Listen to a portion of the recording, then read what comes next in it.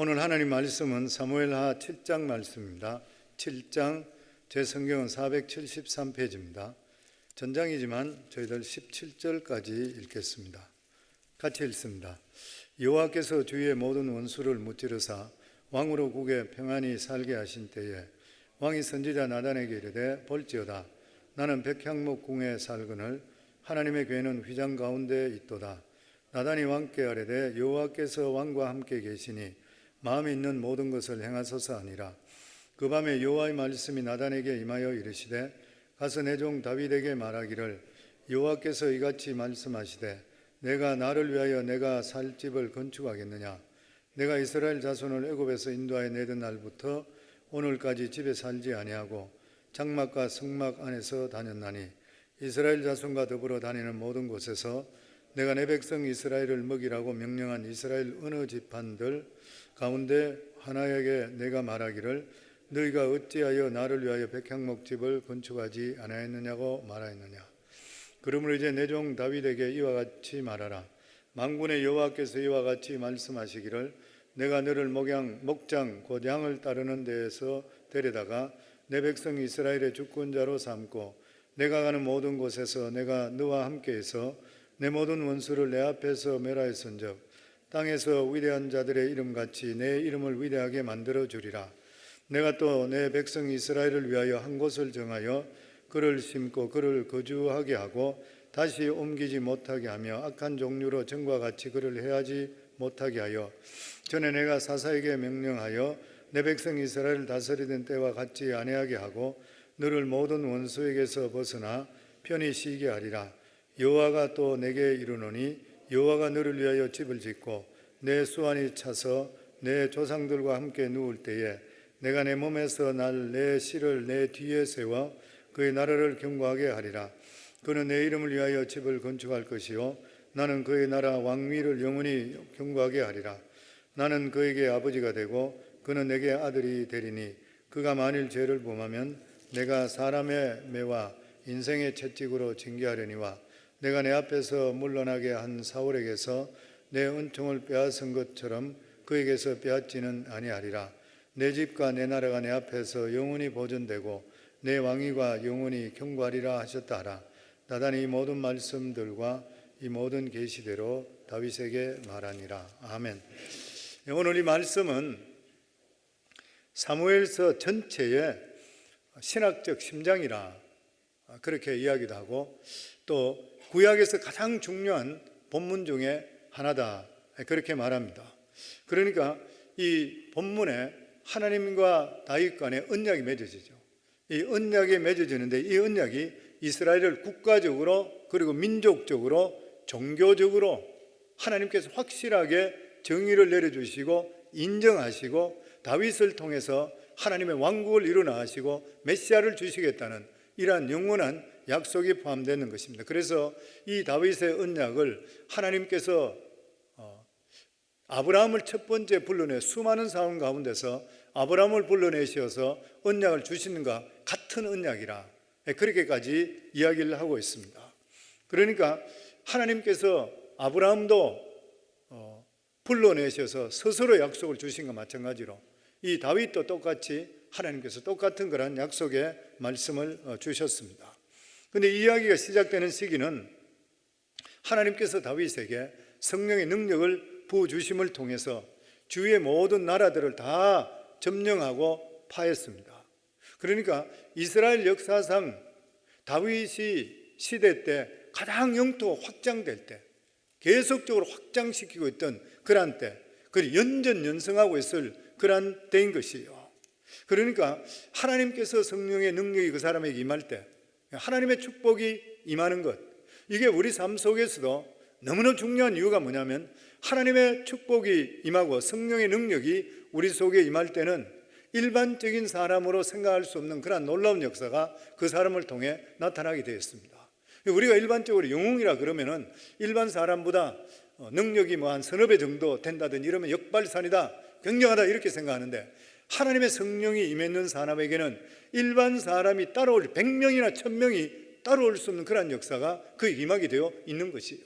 그러니까 지금 현재 이 다윗은 하나님의 성령이 그에게 기름 붓고 있습니다. 그것을 통해서 하나님께서 다윗을 통해 하시고자 하시는 그러한 역사들이 일어남을 통해 주위가 전부 다 초토화되기 시작합니다. 그러니까 다른 이야기를 하면은 영혼이 충만하게 되니까 범사가 충만하고 잘 되는 이러한 역사가 지금 다윗 시대에 이루어지고 있는 것이요. 그래서 영적 부흥이 경제적인 부흥으로 그리고 국방의 부흥으로 이어지는 것이요. 우리 성도는 그렇기 때문에 우리 삶에 항상 무슨 일이든 간에 자기 영혼을 돌아봐야 돼요. 내 영혼의 상태가 어떤 것인가? 내 영혼이 잘 되면은 범사가 뒤틀려도 얼마 있지 않으면 제자리에 돌아오게 되어 있습니다. 얼마 있지 않으면 우리가 생각하지 못하는 역사가 우리 속에 임하게 되어 있는 것이요. 왜냐하면은 이 세상 모든 것을 주관하시는 분이 영이신 하나님이시요. 그렇기 때문에 우리가 영원히 모든 일이 평정이 되고 잘 되면 범사는 따라오게 되어 있는 것이요. 마치 우리 살아갈 때에 마음이 우리 육체를 다스린과 똑같은 그러한 일이 영혼에도 똑같이 적용되게 되어 있는 것이에요. 보면 우리 1절과 2절 저희들 다시 한번 같이 읽습니다. 여호와께서 주위의 모든 원수를 무찌르사 왕으로 궁에 평안히 살게 하실 때에 왕이 선지자 나단에게 이르시되 볼지어다 나는 백향목 궁에 살거늘 하나님의 궤는 휘장 가운데 있도다. 대부분의 왕들은 어떤 태평시대가 되게 된다 그러면은 먹고 마시자 즐기자. 이 왕뿐만 아니라 우리들도 그렇잖아요. 모든 것들이 안정되고 다 잘 되고 돈도 잘 벌리고 다 좋으면은 어떻게 하면 더 즐길까? 먹고 마시자, 여행 가자, 놀자. 이게 인지상 사람들의 마음을 다 그래 갖는 것이에요. 그런데 이 다윗은 틀렸습니다. 다윗은 일반 사람과 틀린 것이에요. 다윗의 위대한 점이 뭐냐면은 정치가 안정됐을 때에 마음 놓고 즐기자 이것이 아니라 다윗은 그런 일보다도 자신의 신앙을 한 단계 성숙되길 원하는 것이에요. 어떻게 하면 하나님을 기쁘게 할까? 어떻게 하면 내 신앙이 한 단계 업그레이드 될 수가 있는 것인가? 이것은 지금까지 누구도 이렇게 생각해 보지를 않았는 것이에요. 그러면서 자기 마음속에 왔는 것이 뭐냐면은 나는 이렇게 좋은 백향목 궁에 살고 있는데 하나님은 천막에 계신다. 그러니까 하나님의 이 성막을 이것을 백향목 성전으로 바뀌어야 되겠다. 나라가 완성된데도 불구하고 그는 거기서 만족하는 것이 아니라 어떻게 하면 하나님을 더 기쁘게 할까? 성전을 삼하는 그런 마음이 불타올랐던 것이에요. 그러니까 모세 이후로부터 하나님은 항상 성막 가운데 계셨어요. 법궤 안에서 물론 하나님이야 온 우주에 다 가득 계시지만 사람들과 만나 주시기 위해서 성막을 만들어 그리고 법궤 속에 하나님께서 말씀하셨습니다. 시온자 속에서 그렇게 말씀을 했던 것이에요. 그렇기 때문에 하나님은 당연히 그런 줄 알고 있었던 것이에요. 모세 이후로부터 누구도 생각해 보지 못했던 것이에요. 하나님의 성전을 짓는다는 것 생각해 본 적이 없었던 것이에요. 그러니까 다윗의 생각이 뭐냐면 아주 간단했습니다. 왜냐하면 이스라엘의 왕인 나보다는 하나님이신 나는 이스라엘의 종인데 나도 이런 데 사는데 하물며 만왕의 왕이신 하나님께서 어떻게 해서 천막에 계시겠냐는 거예요. 하나님이 여기 보고 나서 다윗을 축복합니다. 평생을 축복하시고 그를 통해서 메시아가 나오게 하는 거예요. 나는 이 정도 사니까 하나님은 나보다 훨씬 더 좋은 집에 사셔야 된다는 거예요. 다윗은 정치적으로 안정됐을 때에 먹고 마시고 이런 데 열중하지 않고 어떻게 하면 신앙적으로 하나님을 더욱더 사랑할 수 있는 것인가? 여기에 마음을 맞추게 됐을 때에 다윗뿐만 아니라 그 자손들이 복을 받는 것이에요.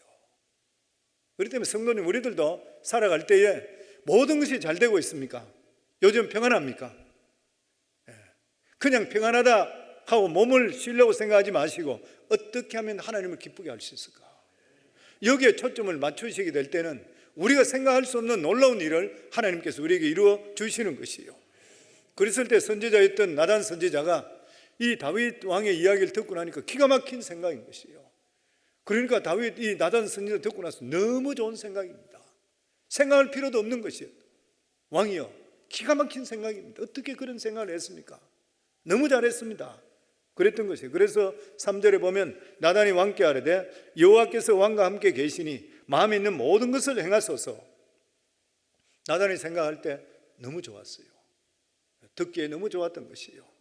그런데 나단은 선지자로서 좀 신중할 필요가 있는 것이요.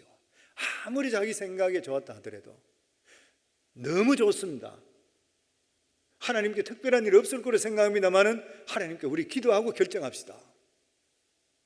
근데 나단 선지자는 듣고 나서 너무 좋으니까 그대로 하소서. 그리고 집으로 돌아갔어요. 집으로 돌아가서 밤에 하나님께 기도합니다. 하나님, 오늘 다윗 왕이 이렇게 좋은 생각을 하면서 하나님의 전을 백향목으로 짓길 원합니다. 정말 기특한 일이 아닙니까? 그러면서 잠을 자는데 하나님께서 그의 꿈에 나타나셨어요. 꿈에 나타나셔서 그렇게 말씀합니다. 다윗은 성전을 짓지 못한다. 밤에 하나님께서 말씀하는 것이 나단 선지자나 다윗 생각과 틀렸던 것이요.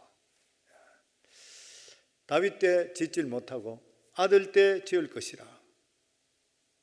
무슨 말인 것이에요? 아무리 좋은 것이 있다 하더라도 하나님의 때가 있다는 것이에요. 우리가 생각할 때 이거는 하나님 너무 좋아할 것이라 생각하더라도 항상 기도하고 물어보고 확인하셔야 돼요. 예전에 어떤 목사님 그런 설교를 한 적이 있어요. 오늘날 교회가 개척하는 것이 100개를 개척한다 그러면 3년 내로 90개는 문을 닫아버린다. 모든 것들이 하늘나라를 위해서 너무 좋다고 생각하는데도 불구하고 때와 시기가 따로 있다. 모든 것들이. 그런 이야기 설교를 한번 들은 적이 있습니다. 아주 연로하신 목사님인데 그런 설교를 들은 적이 있습니다. 그러니까 교회까지 오픈시키게 되면 영혼구원이기 때문에 얼마나 좋아요. 그 모든 사람이 좋아할 것이고 하나님께서 복을 주실 것이라는데도 불구하고 아니라는 것이에요. 그러니까 우리가 무슨 일을 하든지 간에 아무리 내 생각에 하나님 일같이 보인다 하더라도 하나님께서 우리 속마음을 감찰하시는 하나님이시고, 또 둘째로는 그래 하더라도 하나님의 때가 있다고 하는 것이에요. 그러면 4절부터 6절입니다. 우리 같이 읽습니다. 그 밤에 여호와의 말씀이 나단에게 임하여 이르시되 가서 내 종 다윗에게 말하기를 여호와께서 이와 같이 말씀하시되 내가 나를 위하여 내가 살 집을 건축하겠느냐. 내가 이스라엘 자손을 애굽에서 인도하던 날부터 오늘까지 집에 살지 아니하고 장막과 성막 안에서 다녔나니. 하나님께서 다윗이 성전을 지을 수 없는 그런 이유에 대해서 말씀합니다. 그 이유가 뭐냐면 하나님은 너무나 크시기 때문에 세상의 어느 곳에서도 하나님을 모실 수 없다. 그렇다면 성전은 무엇인 것인가? 우리가 지금 있는 이 성전은 무엇인 것인가? 하나님의 집의 상징인 것이지 하나님께서 여기만 계시는 것이 아니라는 것이에요. 하나님은 온 세상에, 온 세상 하늘 위에도 계시고 땅을 발등상 삼고 계신다 그랬어요. 하나님 어디도 다 계시는 것이에요. 온 우주가 하나님 손바닥에 있는 것이에요, 보면. 그러니까 어떻게 해서 하나님께서 인간이 지었다, 잘 지었다고 기가 막히게 지었다고 해서 거기만 계실 수 있겠냐는 것이에요. 인간은 하나님을 절대 만족시킬 수 없는 거예요. 성전이라는 것은 하나님이 이스라엘 가운데 계신다는 약속인 것이고 상징인 것입니다. 하나님께서는 이스라엘 백성이 성전을 보면서 하나님을 더욱더 사랑하고 하나님께 대한 믿음을 더 갖기를 원하는 것이에요. 그렇지만 건물이 절대로 우상화돼서는 안 되는 것이에요. 왜냐하면 하나님은 성전에 가두어둘 수 있는 그런 분이 결코 아니기 때문인 것입니다. 다윗이 아무리 하나님의 성전을 사모한다 하더라도 백향목을 만들어 놓는다 하더라도 이렇게 백향목을 너무 기가 막히게 만들어 놓으면 문제거리도 돼요. 그 이유가 뭐냐면은 이스라엘 백성들이 그전에는 그냥 성막이 그냥 계시기 때문에 사람들이 생각할 때에 성막에 오면 계신다 이런 생각을 하지를 않았던 것이에요. 워낙 초라한데니까 하나님께서 여기도 계시고 저기도 계신다 이렇게 생각했지만 화려한 집을 만들면서부터 사람들이 거기에 초점이 맞춰져 버린 거예요. 하나님께서는 이스라엘 백성들이 하나님의 말씀을 사랑하고 율법을 진실로 사랑하고 그것을 지키길 원했는 것이지 어떤 장소를 만들어서 거기에 하나님만 계시는 거를 우상화되기를 원하시지를 않았던 것이에요. 그러니까 우리가 교회 건물을 짓는 것도 마찬가지입니다. 교회 건물이 있어야 돼요. 왜냐하면 사람들이 많이 오는 것 같으면 장소가 있어야 되는 것이잖아요. 그런데 그런 일을 하더라도 모든 일을 미니마이즈 할 수 있도록 해야 되지 건물 자체가 우상이 돼서는 안 되는 거예요. 꼭 거기만 가야 되는 것이고 꼭 거기만 하나님 계신 것이 이렇게 느끼서는 결코 되지를 않는다고 하는 것입니다. 그러면 하나님께서 이렇게 사랑하고 아끼시는 다윗이 성전을 짓겠다는데 왜 거부했는 것인가? 7장이 나와 있지 않지만 다른 성경에 나와 있는데 보면 열왕기상 5장에 보면 첫 번째가 다윗이 그때 나라를 확장시키고 있던 그런 중입니다. 전쟁을 치르고 있던 그런 중인 것이에요. 그러니까 전쟁을 치르고 있는 중에서 성전을 짓는 것은 적합하지를 않는 것이라. 왜냐하면 전쟁 중에 고달프고 분주한 이러한 가운데서 성전에 또다시 신경을 쓰는 것은 다윗 자체로 봐서 좋은 일이 아니라 하나님께서 다윗을 생각해서 했던 것이에요. 그리고 둘째로 전쟁에서는 수많은 피를 흘리게 되는 것이에요. 피를 흘리면서 성전을 짓는 것은 결코 적합하지를 않는다는 것이에요. 율법에 의하면은 성전을 언제 짓느냐? 신명기에 보면, 신명기 12장에 보면 성전을 지을 때가 언제냐면 평화로울 때 지으라고 그랬습니다. 모든 것들이 평화로울 때예요. 그래서 하나님께 솔로몬 때 짓게 했어요. 이스라엘 전체 역사 중에 솔로몬 시대 때가 가장 평화로웠습니다. 그래서 솔로몬이라는 이름 자체가 평화라는 뜻이에요. 그러니까 하나님께서 솔로몬에게 그에게 성전을 짓게 만드셨던 것이에요. 그러면서 하나님께서는 다윗에게 두 가지 말씀합니다. 그것이 바로 뭐냐면은 하나님과 다윗과의 언약입니다. 하나님께서 다윗의 마음을 받아들이는 것이에요. 하나님께서 그 마음을 너무 기뻐하시는 거예요. 성전을 네가 짓겠다는 것을 마음을 받아주시지 그것을 짓지는 못하게 했지만 그 다윗의 마음을 받아들이신 것이에요. 그래서 하나님께서 다윗에게 엄청스러운 귀한 축복을 주십니다. 이것을 보면서 우리가 느끼는 게 뭐냐면은 우리가 하나님께 드려지는 마음, 아주 작은 것이라도 마음을 줄 때 하나님 너무 감격하는 거예요. 저는 이거 보면 우리 자식들이 부모에게 주는 마음의 조금이라도 느낄 수 있는 게 자식들이 부모를 조금 생각하잖아요. 그럴 때 부모 마음은 너무 기쁜 거예요. 있는 거 막 주고 싶은 거예요. 지금 똑같은 마음입니다. 실제로 다윗은 말 한마디 하는 것밖에 없어요. 하나님, 내가 성전을 100향목을 짓고 싶습니다. 하나님, 정말 저 같은 자가 어떻게 왕이 되고 이렇게 나를 만들어 주시고, 그리고 나 같은 자가 100향목에 이래 궁에서 사는데 어떻게 나는 이래 사는데 하나님이 성막에 그냥 계실, 천막에 그냥 계실 수 있겠습니까? 말을 그렇게 했더니만 하나님께서 너무너무 좋아하세요. 우리 삶에도 하나님께 하나를 드리면 하나님은 천만이 오게 되어 있습니다. 그 마음을. 그래서 하나님께서는 적게 심게 될 때도 씨앗만 뿌리게 되면 거두실 때는 정말 30배, 60배, 100배로 채워주시게 되어 있는 것이에요. 그렇기 때문에 우리에게 헌신할 수 있는 기회를 주신다는 것은 축복의 시기인 것이에요. 많은 사람들이 헌신하려면 도망가 버려요. 하나님 복을 모르는 것이죠. 그거는 기복적인 신앙인 것이죠. 진짜 하나님을 안다 그러면 나 같은 자도 헌신할 수 있는 기회를 준다 그런 것 때문에 이거는 복 중에 복인 것이에요. 성도님들, 꼭 물질로만 생각하지 마시고 어떤 일이든지 간에 그렇습니다. 물질도 마찬가지죠. 없는 가운데서 십시일반 그냥 씨앗을 심는 일은 하나님께서 그것을 통해 복을 주시기 위해서 심게 만드는 것 같으면 얼마나 좋은 일이에요. 그걸 하나님을 안다면, 하나님 모르는 것 같으면 도망치겠지만 정말 안다 그러면 얼마나 감사한 일인 것이에요. 그러면 하나님께서는 다윗의 그 마음을 내가 받아주겠다, 인정하겠다.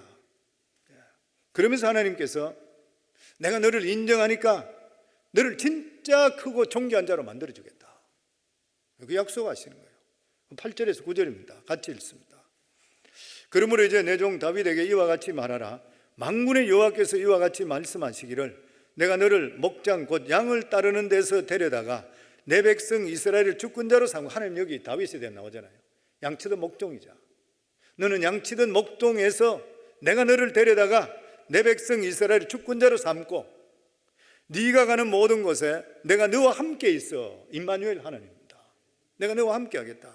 함께 있어 내 모든 백성을, 내 모든 원수를 내 앞에서 멸하였은즉 땅에서 위대한 자들의 이름같이 내 이름을 위대하게 만들어 주리라. 성도님, 다윗 이름같이 위대한 이름이 있습니까? 지금 우리가 믿음의 삶을 살아갈 때에 다윗 이름같이 위대한 이름이 과연 몇이나 있어요? 미국에서 아마 이름 중에 가장 많은 이름 중에 하나가 데이빗일 거예요. 우리 아이들 이름도 데이빗이요. 아마 성경에 은혜를 사모하는 자들마다 데이빗이든지 요셉이든지 다니엘이든지, 근데 그 중에서도 이스라엘 백성들이 가장 따르는 이름이 뭐예요? 다윗이잖아요. 그래서 예루살렘을 다윗성이라고 그러잖아요. 그리고 이스라엘 국기가 다윗의 별이잖아요. 모든 것들이 다윗, 하나님께 주신 말씀 그대로 달렸어요. 내가 너 이름을 이 세상 모든 땅에서 위대하게 만들어 주리라. 하나님을 기쁘게 하고 믿음 하나 가지는 것 때문에 집안에서도 별 볼 일 없는 제일 말째 아들, 아버지 눈에 들지도 않았던 아들, 사무엘 선지자가 왔을 때 데려오지도 않고 양치게 했던 그의 눈에 벗어나고 이랬던 아들, 하나님께서는 그를 아시고 하나님을 사랑하는 그 마음을 아시고 불러다가 나중에는 이스라엘 왕으로 세우시고, 그리고 지금까지, 지금 수천 년이 지난 지금까지 하나님께서 그 이름을 위대하게 만들어 주셨어요. 그러니까 성도는 우리가 예수 믿는 게 진짜 복이에요. 진짜 별 볼 일 없는 사람이 믿음 한번 잘 가지게 되시면 정말 이런 일들이 우리 삶 속에 나타나게 되어 있는 것이고, 우리 시대가 아니라 다음 시대, 우리 자손의 시대에 우리 할아버지, 우리 아버지 정말 믿음 생활 때문에 우리가 이렇게 산다. 저도 우리 성도님들 중에 제가 목회하면서 이래 보면은 하는 집 보는 것 같으면은 복을 받을 일이 별로 없는 것 같은데, 그런데 복을 받고 살아요. 그래서 내가 아무리 보면 이해가 안 되니 왜 그러냐니까 그 조상들이 믿음 생활 잘해서 그래. 하나님께 약속해 줬듯이 천대 만대까지 복을 주신다는 그거로서 아니고는 할 수가 없어요. 또 어떤 성도들 보면 실수도 많고 문제도 많고 머리도 그렇게 빨리 돌아가지도 않는 것 같아. 이렇게 지혜롭지도 못하고 하는데도 하나님께서 살려주시고 길을 잡고 이러죠. 가만히 생각해 보면 그 부모님들이 선교사든지 목회자든지 지금도 그를 위해서 기도하고 있어요. 그것밖에는 대답이 없어 보면. 그러니까 성도는 우리가 예수를 바로 믿고 하나님 은혜 속에 바로 살고 믿음 안에서 거하는 만큼 더 귀한 일이 없는 거예요. 성경에는 보면 당대에서도 하나님께서 이렇게 세워주시고 자손들에게 놀라운 복을 주시는 것이에요. 오늘 이 수요예배 나오신 우리 성도님들, 당대도 복을 받을 수 있지만 정말 다윗과 같은 이러한 귀한 자손 대대로 복을 받을 수 있기를 주 이름으로 축원합니다. 그렇게 하기 위해서는 하나님을 진짜 사랑해야 돼요. 사랑하셔야 돼요. 그리고 하나님께 무엇을 내가 더 할 수 있을까? 내가 요즘 장사가 잘 되면 이 장사 잘 된 거 내가 무엇을 더 할 수 있을까? 내가 건강하고 모든 것에 평안할 때 이것을 통해 내가 무엇을 더 할 수 있을까? 끊임없이 우리 자신들을 돌아볼 수가 있어야 되는 것이에요. 그리고 다윗에게 무엇보다도 가장 좋은 가장 귀한 게 뭐냐면은 하나님의 성령의 기름 부음을 거두지 않겠다 그랬어요. 이게 다윗에게는 너무너무 귀한 축복이에요. 왜냐하면 사울이 하나님의 성령을 거둬감을 통해서 완전 그가 귀신 들리고 문제가 나는 걸 너무나 많이 봤잖아요. 그러니까 하나님께서 그와 함께 하시겠다. 그리고 하나님의 은혜가 충만하게 될 때, 성령 충만할 때에 무조건 적들을 다 이기게 하시고 부흥의 역사를 일으켜 주시겠다 약속했습니다. 뿐만 아니라 하나님께서 그 마음을 받아주시고 그를 축복하시어 그 집을 통해서 이스라엘을 부흥시키시고 그리고 이스라엘을 정치적으로 안정시켜 주시겠다 약속하는 것이에요. 우리 10절부터 11절까지 다시 읽습니다. 내가 또 내 백성 이스라엘을 위하여 한 곳을 정하여 그를 심고 그를 거주하게 하고 다시 옮기지 못하게 하며 악한 종류로 전과 같이 그들을 해하지 못하게 하여 전에 내가 사사에게 명령하여 내 백성 이스라엘을 다스린 때와 같이 사사 때는 어땠습니까? 계속적으로 적들이 침입해 왔어요. 계속 문제가 많았던 것이에요. 그러니까 하나님께 약속하시기를 사사 시대와 같이 그렇게 절대 만들지 않는다. 그 약속해 주는 거예요. 너를 모든 원수에서 벗어나 편히 쉬게 하리라. 여호와가 또 내게 이르노니 여호와가 너를 위하여 집을 짓고 하나님을 사랑하는 그 열렬한 마음, 여기에 대해 하나님께 상급을 일으켜 주시는 것이에요. 우리 삶에도 지속적으로 하나님의 복을 받는 게 너무너무 중요합니다. 우리 신앙이 굴곡이 있어서 안 돼요. 그래서 성도님들 항상 기도하실 때 뭐 제가 그래 기도하니까 성도님 그래 기도 하나 더 가면 좋아요. 신앙이 굴곡이 없게 하소서. 날이 가면 갈수록 창공을 나누는 독수리와 같이 더욱더 신앙이 높이 높이 하나님께 가까이 다가게 하소서. 업은 다운이 왔다 갔다 하지 않도록 해주소서. 어느 날은 신앙이 하늘까지 올라갔다 어느 날은 바닥을 치고, 이런 신앙이 되지 않고 계속적으로 신앙이 성숙되게 성장되게 해주소서. 이게 정말 우리 삶에 너무 중요한 거예요. 왜냐하면 신앙이 업은다운이 심한 사람은 하나님 크게 사용할 수 없습니다. 하나님께 성령이 선 사람은 어떤 사람이에요? 무식하더라도 우직하게 한 길로 가는 사람이에요. 재주 좋다고 하나님 쓰는 사람 아니거든요. 이게 맞고 이 길이라 하는 것 같으면 그냥 가야 되는 것이에요. 그러면 그 사람 들었어요. 왜냐하면 하나님은 어리석은 자를 지혜롭게 만들기 때문에 하나님께서는 어리석고 무지하고 아무 상관없어요. 하나님 손에만 잡혀가 되는 거예요, 보면. 아멘. 그러면서 이제 다윗에게 주시는 언약이 나옵니다. 우리 11절에서 12절 같이 읽습니다. 전에 내가 사사에게 명령하여 내 백성 이스라엘을 다스린 때와 같지 아니하게 하고 너를 모든 원수에게 벗어나 편히 쉬게 하리라. 여호와가 또 내게 이르노니 여호와가 너를 위하여 집을 짓고 내 수완이 차서 내 조상들과 함께 누울 때에 내가 내 몸에서 내 씨를 내 뒤에 세워 그의 나라를 견고하게 하리라. 여기 하나님께서 다윗을 위해서 집을 지어주겠다 했는데, 이 집을 지어준다는 것이 다윗의 어떤 궁전을 지어준다는 말씀이 아니라, 눈에 보이는 것이 아니라 다윗의 가문을 이렇게 세워주겠다는 거예요. 그러니까 그 당시만 하더라도 이 모든 복은 당대에 끝나는 것이 원칙이에요. 왕직은 세습되질 않았습니다. 그러니까 사울이 잘못하게 되니까 하나님께서 없애버렸잖아요. 그 다윗을 세웠는 거예요. 그리고 실제적으로 나중에 보면은 하나님께서 다윗과 약속하시기 때문에 남유다는 다윗의 후손으로 계속 왕들을 세웠잖아요. 한 사람도 빠지면 계속적으로 왕들을 잘못했든 뭐했든 간에 하나님께서 멸하시고 또 그 자녀들 또 자식을 또 세우고 이렇게 해서 계속적으로 왕을 세워줬어요. 근데 북이스라엘은 어땠어요? 북이스라엘은 완전 왕들이 이게 혈통을 몇 대로 있는 게 거의 없습니다. 서로 죽이고 반란 일으키고 부하들이 올라오고 뭐 계속 이런 식으로 계속 뭐 살해하고 계속 이런 연속이었던 거예요. 근데 남유다는 하나님께 다윗이 약속했듯이 비록 왕들이 오르는 왕이 아니라 하더라도 멸하시지 않고 그 후손들을 통해서 계속적으로 해줘. 하나님이 약속했던 그런 말씀입니다. 성경에 보면은 제사장직은 세습입니다. 아론의 후손들로부터 제사장 삼으라 그랬으니까. 그렇지만 선지자든지 그리고 또한 왕직은 세습되지 않고 당대에 끝나버렸어요. 그런데 하나님께서는 이 다윗의 마음을 받으셔서 그건 내 마음에 합한 자라고 그런 거예요. 다윗은 가장 중요한 게 뭐예요? 자기가 목동으로 있던 그때를 항상 잊지 않고 오늘 이 자리에 왔던 것이 하나님 때문에 왔다, 이걸 절대로 안 잊었던 거예요. 제가 이 말씀 우리 사무엘 상하 설교하면서 계속적으로 말씀하는 것이 하나님께 대한 믿음의 의리를 지키라, 계속 그 이야기 하잖아요. 오늘까지 내가 구원받고 하나님 은혜 속에 살게 해주시고 이런 것들을 생각할 때에 내 삶 속에 어렵고 힘든 일이 있다 하더라도 하나님께 대해서 믿음이 업은다운 하지 말라는 것이에요. 어떨 때는 좋다고 하나님 감사합니다, 어떨 때는 이럴 수 있으면 이런 식으로 하지 말라는 거예요. 사람인 이상 우리가 굴곡이 없을 수는 없다 하더라도 우리가 다윗의 신앙을 이어받아서, 다윗 같은 사람은 어땠어요? 하나님께 기름 부은데도 불구하고 그는 사울왕을 통해 도망다니고 정말 맨몸으로 맨발로 도망쳐잖아요. 목숨이 경각이 달리고 그러면서 지었던 것이 시편에 있는 주옥 같은 시편이잖아요. 그러니까 하나님 어디 계십니까? 하나님 살아계십니까? 어디 있습니까? 계속 그런 거 묻잖아요. 그건 얼마나 답답해요.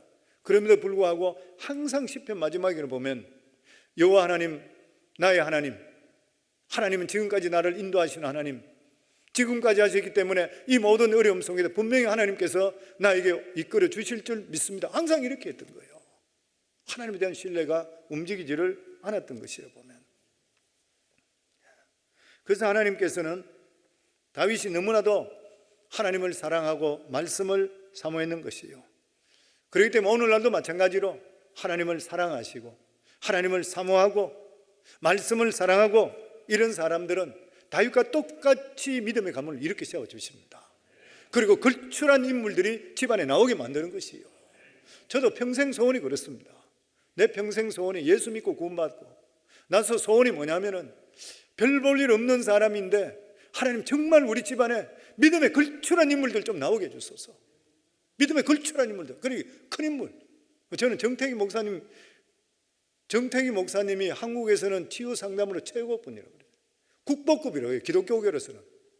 그분이 우리 교회 와서 21일씩 특세 주시고 진짜 대단한 일이에요. 그분이 따지고 보면.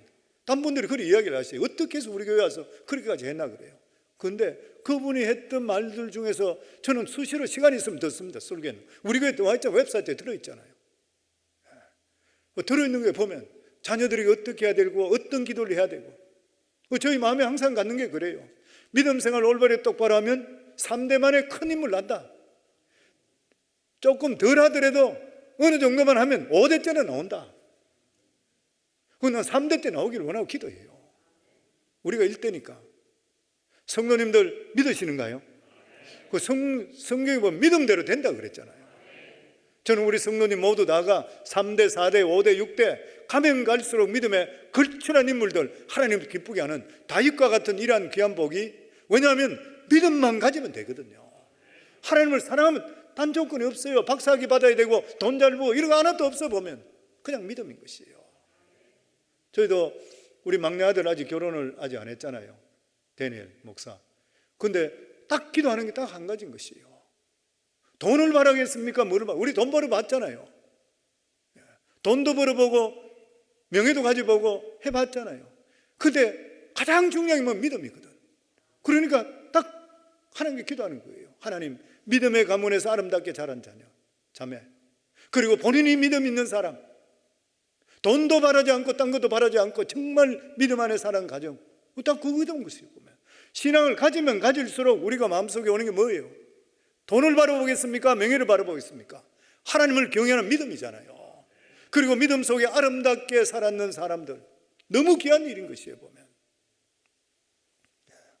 그러면서 하나님께서 다윗에게 하나님을 너무 사랑하기 때문에 언약을 하십니다. 그런데 여기서 중요한 게 언약이란 뭐냐면은, 언약이라고 맺어지는 것은 상방의 책임이 있는 거예요.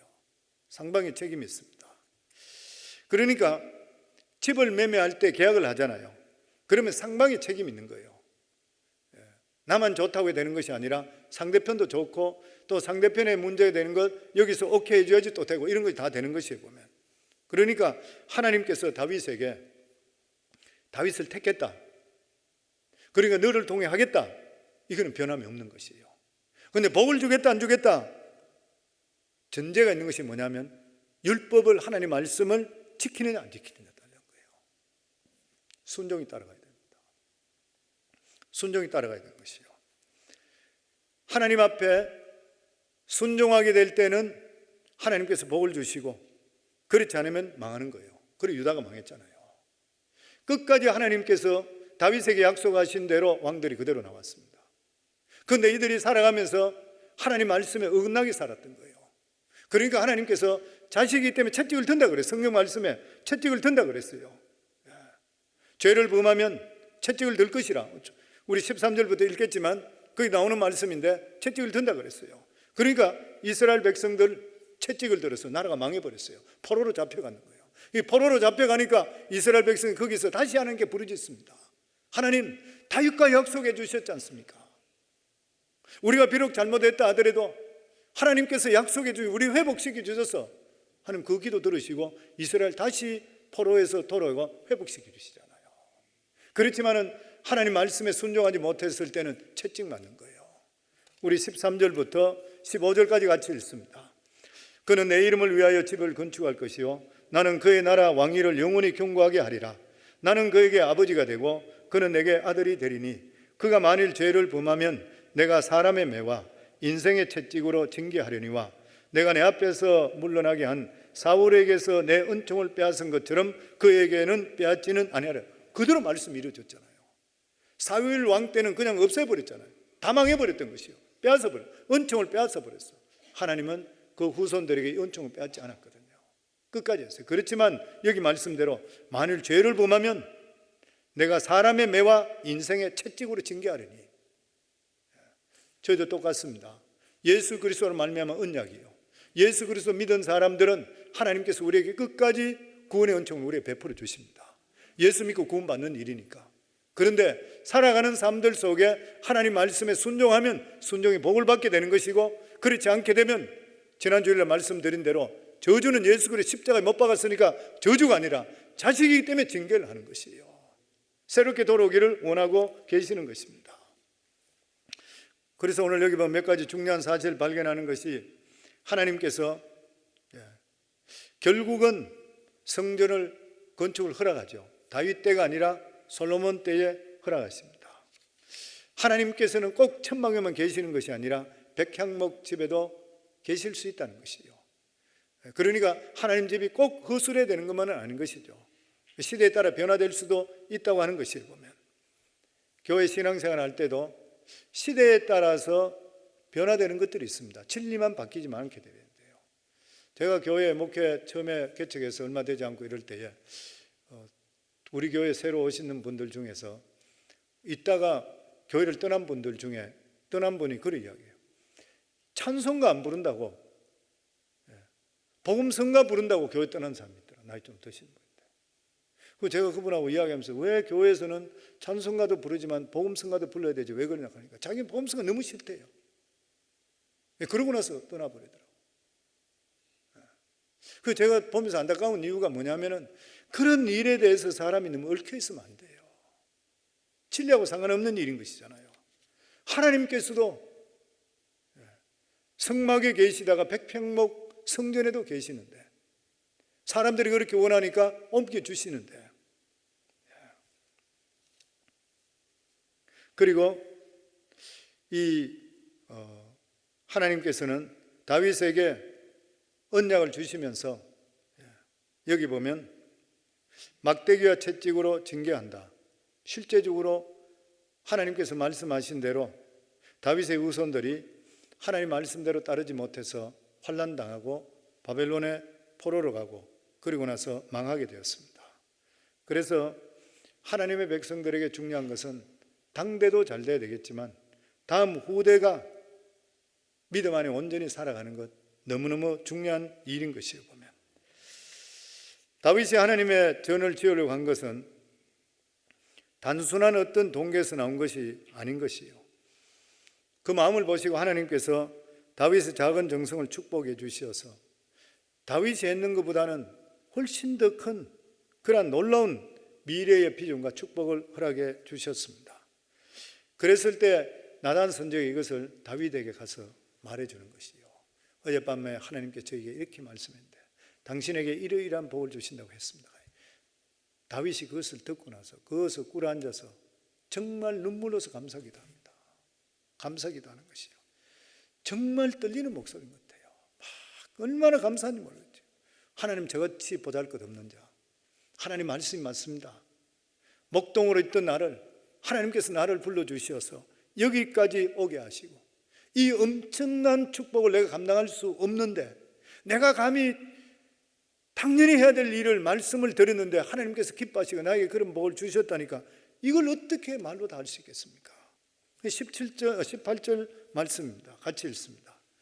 다윗 왕이 여호와 앞에 들어가 앉아서 이르되 주 여호와여 나는 누구이오며 내 집은 무엇이기에 나를 여기까지 이르게 하셨나이까. 너무 감격입니다. 전혀 예상치 못했는데 너무 감격하니까 하나님의 장막이 들어가요. 하나님의 성전에 들어가는 것이죠. 하나님의 법궤 가서 그곳에 가서 무릎 꿇습니다. 그러면서 하나님 보통 때도 인간에게 이렇게 대합니까? 제가 받은 약속을 감당하기 힘듭니다. 제 집이 무엇이기에 내가 무엇이기에 나에게 이런 은총을 베풀어 주시는 것입니까? 하나님 대간절 내가 무엇이기에 나는 이런 은총을 입을 자격이 절대 없는 자인 것입니다. 이게 실제로 은총의 본질이잖아요. 우리는 은총을 받을 자격이 없어요. 우리 같은 자가 하나님께 어떻게 택함을 받아요? 우리 같은 자가 어떻게 하나님의 자녀가 될 수 있어요? 우리가 돌아보면 돌아볼수록 우리 같은 자가 어떻게 하나님의 그 축복을 받을 수 있어요? 우리가 죽었다 깨나더라도 받을 수 없어요. 이건 하나님 무조건적인 은혜인 것이에요. 그러니까 다윗이 그런 거예요. 내가 대간절 무엇이간데, 내 집이 대간절 무엇이간데, 내가 하나님께 한 것이 무엇이간데, 하나님께서 나를 이렇게까지 우대하시고 나를 축복하십니까? 그러면서 다윗은 오늘 여기 뒷줄에 보면은 주 여호와라는 말을 계속적으로 나와요. 주 여호와. 그리고 10번 이상이라 하나님의 종이라, 자기 자신을 종이라 계속 불러요. 계속적으로 부른 것이요. 그러니까 감히 하나님 같은 분이 어떻게 나 같은 자를 이렇게까지 축복하십니까? 하나님과 자기 관계를 극대화시켜요. 이렇게 종교로운 분이 어떻게 나 같은 자, 비천한 자를. 그래서 이 하나님에 대한 여호와 부른 이름을 여기에 대해서 아브라함이 하나님께서 아브라함에게 씨앗을 주겠다, 이삭을 주겠다고 약속했던 것과 똑같은 표현이라 그래요. 하나님께서 아브라함에게 언약했던 그 약속과 똑같은 언약이라 여기서부터. 그래서 사랑하는 성도님들, 만일 다윗이 받을 수 없는 그러한 자격이 없는 자인데도 불구하고 이러한 축복을 받았다면 오늘날 누구든지 어제나 오늘이나 영원토록 동일하신 하나님께서 누구든지 다윗과 같은 믿음만 가지고 있다면, 아니면 그런 마음을 조금이라도 가질 수 있다면 이 복을 받을 수 있는 것이에요. 이 얼마나 우리의 귀한 복인지 몰라요. 성경, 하나님 복 없이 우리 살 수 있습니까? 저는 세월이 가면 갈수록, 오늘도 저희 아내와 같이 그런 이야기를 많이 나눴는데, 돌아보면 돌아볼수록 하나님의 은혜가 아니고는 말할 수 없어요. 정말 하나님 은혜 큰 것이에요. 하나님의 나라는 누구에게든지 활짝 열렸습니다. 천국은 침략한 자의 것이라 그랬어요. 누구든지 내가 믿음을 가지고 그 은혜를 얻고자 원하고 그 복을 받고자 원하고 하나님 뜻 가운데 살고자 원하는 자에게 내리게 되어 있는 것이에요. 저는 우리 성도님 모두 다가 이러한 귀한 복, 얼마나 귀한 일인 것이요, 이러한 다윗의 귀한 복을 우리 모두 다가 받아서 우리 복된 가문 일으키시고 걸출한 믿음의 인물들을 수도 없이 배출하고 살아있을 때도 은혜 속에 살아가기를 주 이름으로 축원합니다. 우리 이 시간 합심해서 하나님께 기도합니다. 저희들이 이 시간 합심해서 하나님께 기도할 때에, 하나님, 우리가 무엇이 간데 저희들을 택하시고 하나님께서 이렇게 은혜를 베풀어 주셨습니까? 너무너무 감사합니다. 아버지 하나님, 받은 은혜가 너무나 많사오니 저희들이 살아갈 때에 하나님, 정말 다윗과 같이 우리가 하나님을 기쁘게 할 수 있게 하시고 적은 일에도 헌신할 수 있도록 해주시고, 우리 사랑하는 모든 성도들, 우리 성광교회 공동체에 속한 성도들마다 하나님 아버지, 믿음의 복된 가문들 다 일으키게 하시고 믿음의 걸출한 인물들, 하나님 기뻐하는 인물들이 수도 없이 배출될 수 있는 그런 가문을 일으키는 우리 성도들이 되게 해 주시옵소서. 오늘 시간 주여 세 번 부르며 하나님께 기도합니다. 주여, 주여, 주여. 아버지 감사합니다. 아버지 하나님 감사합니다. 받을 수 없는 은총을 저희들이 받았습니다. 어떻게 저희들 같은 자들 하나님 택하시고 하나님께서 놀라운 은혜로 베풀어 주시는지, 다윗이 고백했는 것과 똑같이 어떻게 하면 저입니까? 어떻게 해서 우리 가정입니까? 정말 하나님 베풀어 주신 은혜 너무너무 감사합니다. 하나님 아버지, 저희들이 다윗과 같은 이러한 마음 조금이라도 갖게 더욱더 해서 하나님을 기쁘게 해서 우리 가정, 우리 성도들, 가정들, 자녀들, 하나님 아버지 모두 다 큰 인물들, 하나님의 기뻐하시는 믿음의 인물들을 수도 없이 배출할 수 있는 그런 믿음의 복된 가문을 일으킬 수 있도록 하시고, 하나님 마음에 합해서 하나님께서 하늘 문을 여시고 부을 것이 없도록 놀랍도록 부어주시는 이러한 축복을 누리고 살아갈 수 있는 우리 성광교회 성도들이 다 될 수 있도록 축복해 주시옵소서. 이제는 우리 주 예수 그리스도의 은혜와 하나님 아버지 크신 사랑과 성령님의 교통하심이 오늘도 아버지께 나와서 다윗의 그 신앙을 본받기로 마음속에 다짐하고 돌아가는 사랑하는 귀한 성도들 삶 속에 이제부터 영원토록 함께 하기를 간절히 축원하옵나이다. 아멘.